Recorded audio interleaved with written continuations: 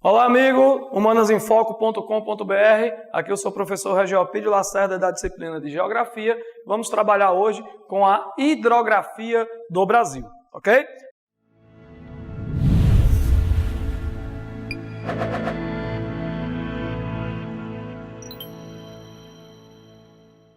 Na aula passada você deve estar lembrado que a gente viu alguns conceitos da hidrografia geral e algumas curiosidades sobre os principais rios do globo, alguns dos principais rios de acordo com o seu respectivo continente, né? Hoje nós vamos falar exclusivamente da hidrografia no Brasil. Tranquilo?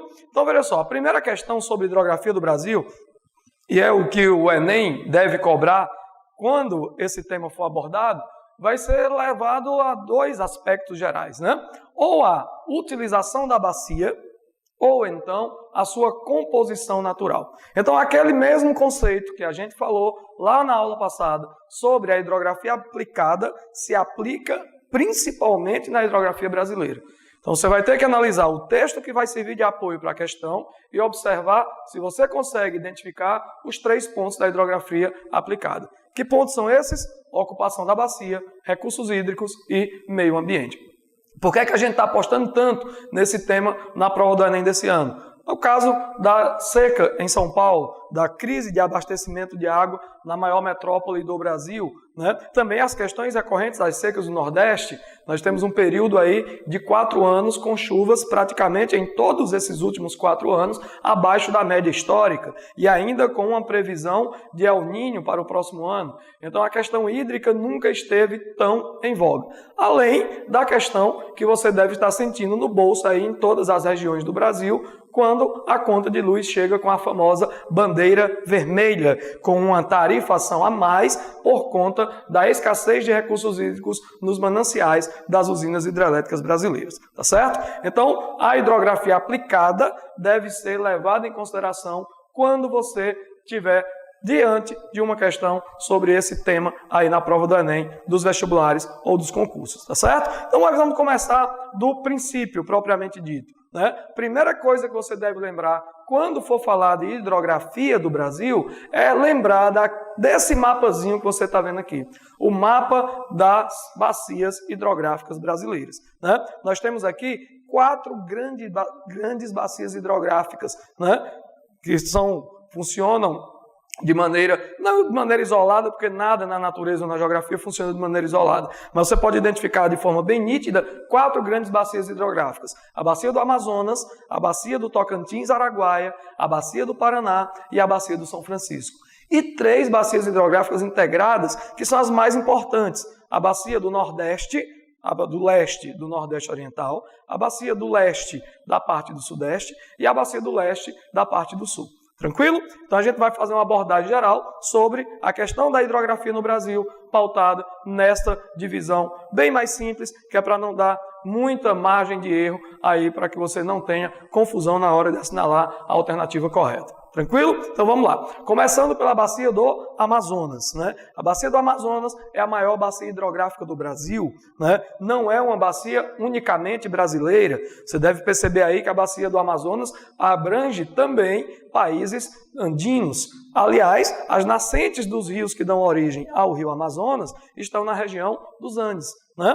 Na região lá dos Andes peruanos, inclusive. Então nós vamos ter aí a maior bacia hidrográfica do Brasil, só que tem um detalhe importantíssimo que você deve levar em consideração. Primeiro, quando você pega a questão energética no Brasil, você vai perceber que mais de 80% da energia elétrica consumida aqui no Brasil é oriunda de usinas hidrelétricas. Tranquilo? Então você vai ter que lembrar que a bacia hidrográfica do Brasil vai ser utilizada principalmente para a geração de energia. No caso da bacia do Amazonas, você tem uma ideia aparentemente contraditória. Nós temos na bacia do Amazonas o maior potencial de produção de energia elétrica do Brasil. Lembrem-se, bacia do Amazonas, maior potencial de produção de energia hidrelétrica do Brasil. Porém, devido às condições naturais, devido às condições sociais, o afastamento principalmente dos grandes centros, a bacia do Amazonas possui hoje o menor potencial instalado. Cuidado para não confundir lá na prova. Nós temos na bacia do Amazonas o maior potencial de produção, porém o menor potencial instalado, efetivamente instalado. Tá certo? No entanto, na prova do ano passado, você viu que caiu um mapa do Brasil com 3 pontinhos. Um pontinho era Angra, o outro Jirau, o outro Belo Monte. Ou seja, a questão versava, na verdade, sobre a produção de energia no Brasil. Angra 3, lá com a energia termonuclear, e as 2 grandes usinas hidrelétricas que estão sendo construídas na região norte. A usina de Belo Monte e a usina de Jirau.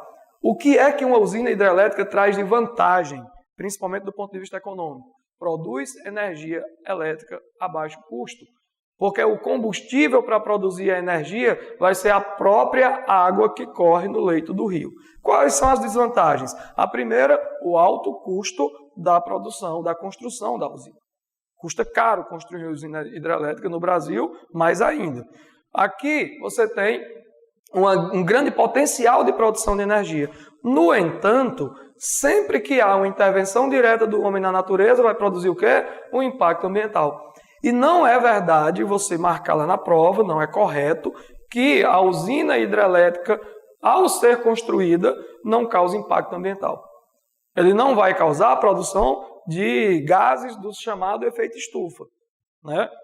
Até exceções. Balbina, por exemplo, produz gás metano, mas é uma exceção.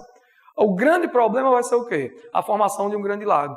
E essa formação de um grande lago vai trazer impacto ambiental, perda de solo, perda de diversidade, morte de plantas, como um impacto social muito forte, né? Tem que ter deslocamento de população, desmantelamento da estrutura social da população ribeirinha, muitas vezes a população indígena. E esses impactos sociais, eles devem ser levados em consideração quando o Estado decide pelo empreendimento da construção de uma usina hidrelétrica. Agora, qual é a grande vantagem econômica disso? Energia elétrica a um custo mais baixo do que com as fontes do petróleo, do carvão mineral, do gás natural, ou seja, muito mais barato do que com os combustíveis fósseis, ok? No caso do Amazonas, você tem um grande potencial de produção de energia. Aí você pode estar se perguntando, mas professor, eu aprendi que o rio do Amazonas é um rio de planície, que a bacia é de planície, e rio de planície não é interessante para produzir energia hidrelétrica. Não é mesmo. Só que você deve lembrar que a bacia do Amazonas, ela tem como divisores de água Planalto das Guianas, Cordilheira dos Andes, Planalto Central do Brasil. A norte tem o Planalto das Guianas. Ao sul tem o Planalto Central. Tanto o Planalto Central como o Planalto das Guianas são áreas de desnível de terreno. Ou seja, os afluentes do Amazonas são rios de planalto, na sua grande maioria. E é exatamente no leito desses rios que podem ser construídas as usinas hidrelétricas. Ok? Mas, mesmo assim, com todo esse potencial, com todo o investimento recente na produção dessa infraestrutura de energia na região norte do Brasil, na região do Amazonas, ainda tem o menor potencial instalado. Qual é a importância grande, então, da bacia do Amazonas? Atualmente, do ponto de vista histórico, a integração das áreas regionais é feita através dos rios. É muito comum dizer que as estradas na Amazônia são os leitos dos rios, né? Outro ponto interessante é que o rio Amazonas é um rio de planície de grande volume de água, ou seja, um rio caudaloso. O leito do rio é muito comprido, da nascente até a foz, e a distância que tem de uma margem a outra também. Ou seja, é um rio ideal para a navegação, que essa navegação é, inclusive, bastante utilizada. Tranquilo? Impactos ambientais na bacia do Amazonas, a expansão das fronteiras agrícolas, desmatamento ou desflorestamento, assoreamento do leito dos rios, contaminação com agrotóxico, expansão da pecuária, contaminação do leito dos rios em garimpos. Então tem uma série de impactos ambientais, tipicamente da bacia do Amazonas, no norte do Brasil. Tranquilo? Então vamos lá para a segunda bacia do Brasil. Vamos falar da bacia do Tocantins-Araguaia, ainda lá na região norte. É a bacia que tem a usina de Tucuruí. Só pelo fato de possuir a usina Tucuruí, maior usina hidrelétrica completamente brasileira, já que Itaipu pertence ao Brasil e ao Paraguai, né? Você vai ter uma importância muito grande para a produção de energia elétrica, principalmente, e aí é o decoreba da prova, para a produção de alumínio. Você deve lembrar que o alumínio é produzido a partir da eletrólise. Foi justamente para dar suporte à produção de alumínio no Brasil que foi construída a usina de Tucuruí, pelo Estado brasileiro. Tá certo? Bacia do Paraná. Aqui você tem a mais importante bacia hidrográfica do Brasil do ponto de vista da produção de energia elétrica. Por quê? Porque é a bacia onde está a hidrelétrica de Itaipu, é a bacia que oferece a energia que está sendo consumida principalmente pela região centro-sul, sul e sudeste, parte do centro-oeste. É a bacia que possui a maior hidrelétrica do Brasil, junto, associado com o governo paraguaio, e foi durante muito tempo, até a construção da usina chinesa, a maior hidrelétrica do planeta, tá certo? Itaipu custou muito caro aos cofres brasileiros, serviu para dar suporte ao aumento da dívida externa, mas é de fundamental importância. Não se pode imaginar o Brasil hoje sem a energia de Itaipu. Tranquilo? Tem aquele entreveiro geopolítico, né? O Brasil compra 45% da energia de Itaipu que o Paraguai tem direito. O Paraguai tem direito à metade, fica com 5%, comercializa 45% com o Brasil. E houve uma renegociação na época do presidente Fernando Lugo, tá certo? Mas mesmo assim, ainda continua sendo de suma importância. Qual é a outra questão importante da Bacia do Paraná? Na Bacia do Paraná, você tem, junto com a Bacia do Paraná, a Bacia do Paraguai. É um rio de planície que corta o Pantanal, tá? Então esse rio é importante para a navegação. E é na Bacia do Paraná que vai ter a hidrovia do Tietê-Paraná, que é a mais importante hidrovia do Brasil. Mas só existe hidrovia no Brasil? Existe. Ela é subutilizada? É. Você tem a opção rodoviária como questão de transporte? Sim. Mas existe transporte hidroviário? Também. Tá? A mais importante delas, do ponto de vista do escoamento da produção econômica, a hidrovia do Tietê-Paraná, justamente nessa bacia hidrográfica que nós estamos falando. Ok? Então, bacia do Amazonas, maior produção de energia hidrelétrica, maior potencial de produção de energia hidrelétrica, menor potencial instalado. Tocantins-Araguaia é importante pela usina de Tucuruí, para a produção de alumínio.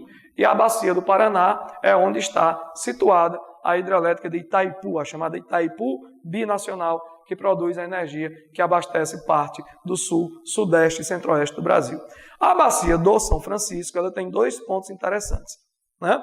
A utilização da bacia atualmente, e aí você vai lembrar que a bacia do São Francisco é uma grande bacia hidrográfica que cobre parte do Nordeste brasileiro, inclusive corta o semiárido sem ser rio intermitente. Corta o semiárido, passa pelo semiárido sem secar. O rio nasce em Minas Gerais, na área de clima tropical, um pouco mais úmido, e tem a sua foz no litoral nordestino, ultrapassando a região do semiárido de forma perene. O Rio São Francisco serve principalmente para 4 elementos.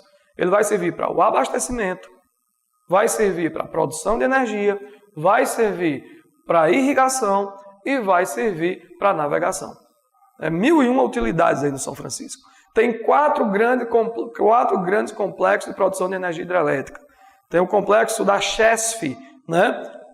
Em funcionamento, Sobradinho, Paulo Afonso, Xingó, né? Em Alagoas. Então você tem uma grande importância para a produção de energia, tá certo? E tem o Médio São Francisco, a região de Petrolina, a região de Juazeiro, da Bahia, onde tem o polo do perímetro irrigado. E tem também a questão mais controversa a respeito do Rio São Francisco, que é exatamente o projeto de transposição das águas do São Francisco. Tirar a água do São Francisco e levar para fazer a integração com as bacias do Nordeste setentrional, que é são aquelas bacias hidrográficas onde os rios são intermitentes, para que haja um processo de perenização desses rios, de maior oferta de água, de maior oferta de recurso hídrico. Só que essa atitude é extremamente controversa, por quê? Primeiro, pelo impacto ambiental. Segundo, pelo alto custo da obra. Terceiro, pela duvidosa questão social implementada com essa obra. O Aziz Absabe dizia que só se pode falar em transposição se for feito um efetivo programa de reforma agrária no semiárido brasileiro. E esse processo de reforma agrária, vocês sabem bem, nunca foi colocado em prática. Então, se cair questão sobre a transposição do São Francisco, sejam extremamente céticos, né? Duvidem não da importância da obra, ela é extremamente importante, mas da real eficácia dessa obra. Né? Não vão ser 12 milhões de nordestinos do semiárido beneficiados. Né? Não vai ser a água utilizada para quem mais precisa. E sim, uma grande probabilidade de nós termos uma utilização dessa água pela indústria, pelo agronegócio, pela pecuária, ou seja, não vai chegar efetivamente em quem precisa da água para beber. Ok? Bacia do São Francisco, a mais importante do Nordeste, serve para produzir energia, serve para navegação. Tem um trecho navegável de Pirapora até Juazeiro da Bahia. Né? Esse trecho ele passa por problemas de navegabilidade hoje, mas é um trecho que pode ser utilizado em potencial. Tem a importância para o abastecimento da água para a população e também para o perímetro irrigado, principalmente no Médio São Francisco, com a produção de alta tecnologia voltada para o mercado externo. Tranquilo? Então essas são as 4 principais bacias hidrográficas do Brasil. Já as bacias do Nordeste, da parte do Nordeste setentrional ou do Nordeste oriental, é a bacia hidrográfica brasileira que tem o maior déficit hídrico. Né? Ou seja, você tem a maior parte da população que vive nessa área com escassez crônica de água, com situação crítica, com situação preocupante. Tá? Então, são os rios intermitentes do Nordeste, principalmente da região do semiárido. Já as bacias do leste, no Sudeste e no Sul, e essa do Sul também pode ser chamada de bacia meridional, onde está a bacia do Uruguai, os rios são curtos, são caudalosos, mas o leito, o curso do rio não é tão comprido. Eles nascem nas áreas de relevo de planalto do leste, principalmente dos mares de morro, e desaguam rapidamente no oceano. Tem uma importância, digamos, secundária. Embora, do ponto de vista ambiental ou natural, jamais você pode falar em importância secundária. Esses rios também vão ser fundamentais para o abastecimento, principalmente das grandes cidades. Tranquilo? Principais problemas das bacias hidrográficas brasileiras não devem ser esquecidos. Poluição dos mananciais, assoreamento dos rios, principalmente nas áreas de expansão da agricultura e nas áreas urbanas, né? A questão da poluição com afluentes domésticos, esgotos de comércio, residência e indústria, sobretudo nas áreas urbanas, só ver o exemplo do Rio Tietê. E, por conta disso, permeabilização das áreas urbanas e tudo mais, a formação das enchentes. Ok? Dicas rápidas aí sobre a hidrografia no Brasil. Até a nossa próxima aula. Vamos providenciar aí as questões para que você baixe e tire as dúvidas pelo e-mail e até o nosso próximo encontro. Até mais!